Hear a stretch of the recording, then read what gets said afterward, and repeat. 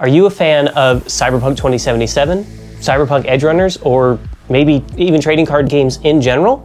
If you didn't know, there's a new one on the market. CD Projekt Red and Weirdco have teamed up to create the Cyberpunk TCG.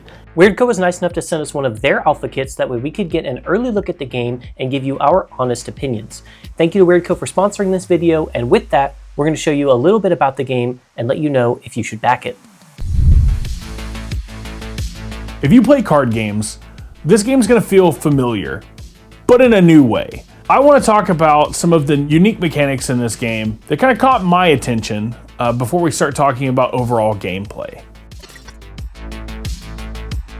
Let's talk about gig dice. The game uses a suite of RPG dice from D4 to D20. Now these gigs are going to help determine your street cred, and street cred is used in a lot of different ways via card payoff or other mechanics in the game, and you really can't be walking around Night City with no street cred. In addition to paying cost, these dice are going to determine who wins and who loses, who's standing at the tippy top and who's left on the bottom floor. Do you want to rule Night City? You're going to have to take over some gigs to get there. Next, let's talk about legends. They are the backbone of your deck. They are what you're going to build your deck around. They start off face down in your legend area, completely random, and once per turn, you can unflip them to gain their abilities. Some of them have abilities when they unflip, some of them just have static abilities, like when they, give a damage to everything in your stage. Some of them can even join the fray with their Ghost Solo ability, who can leave your legend area to the unit field and attack the same turn that they come down.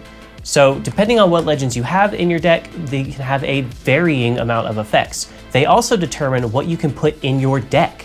Each legend has a RAM cost. Some of them are 2, maybe even more. The ones we've seen so far all have 2, but they also have a color. How much of each color determines what you can put in your deck. For example, if you have a legend that costs 2 red and you have 2 legends that cost 2 green, well, you've got 2 red and 4 green in total. So in your deck, you can have units or programs or whatever cards up to a max of 2 red and 4 green. So it really determines not only the abilities that your legends have access to, but then the colors and abilities that you have inside your deck. The game is easy to learn, it's quick-paced, and it's intricate. There's very many things that you can do on your turn, but you'll start every turn by drawing a card and grabbing one of your dice from your fixer area to roll your street cred on a gig dice. You'll then be able to sell cards in your hand to gain eddies, which is how you're going to spend to hire units. When you hire units, some will attack, some will block. You'll be able to rule Night City through combat. Taking gigs from your opponent is a key way to victory and owning the streets. With a built-in overtime rule, games will very rarely, if ever, end in a tie. There will always be a ruler of Night City. Another thing that's got us really excited about the game is the art. It's very important in a game like this, especially in a genre like this, to get the art correct. Make sure the feel is there, and they have hit it. They've been spoiling the arts for this game on their socials, and they all look incredible. Even better, we got to see some of them in person with that alpha kit, including a special alternate art for one of the legends, Yorinobu Arasaka. Seeing how the foiling's done on all parts of the card, even the backgrounds, like the curtains and everything, it just looks so good. I'm really excited to see what they're going to do with the rest of them. I'm really hoping that everything kind of has that treatment, not just the leaders. I hope we get, regular units that just look awesome. All right, and that's a little bit about the game, so we're going to give you some of our opinions on it now after having played it. If you want to see some gameplay, we do have a video of that on our channel, so make sure you go check that out as well. But first impressions, what do you think? I really like the game first and foremost. I like that it doesn't take an entire afternoon to play. It's quick, responsive, and it's a good time. The back and forth means that both players really feel like they're doing something. And I really can't wait to get my hands on deck building. I think the RAM system on your legends is going to lead to some really interesting deck builds. Maybe you and I play 2 of the 3 same legends, but that means that my RAM costs are different depending on what colors I'm playing. if I'm playing 2 blue legends and you're playing 2 green legends, means we're going to get to go deeper into our respective colors, which unlocks tiers of deck building. And I think that's very unique to this game. And I really want to see what it does with the card pool.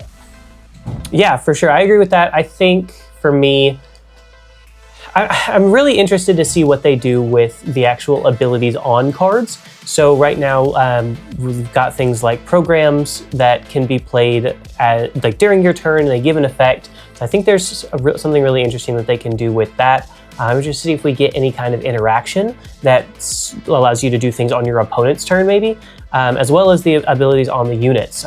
So far we have things like Jackie that just get massive if you've got a ton of gigs, or the assault unit that kills a unit when it comes in. So I don't know. I think there's a lot that could be done with it.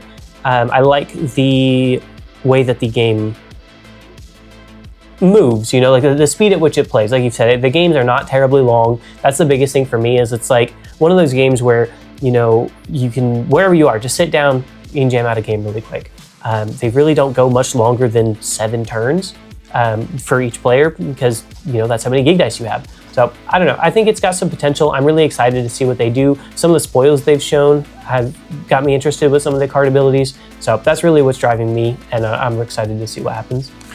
Yeah, that, along with a lot of the art, I'm excited to see what they put on some of these cards. Yeah.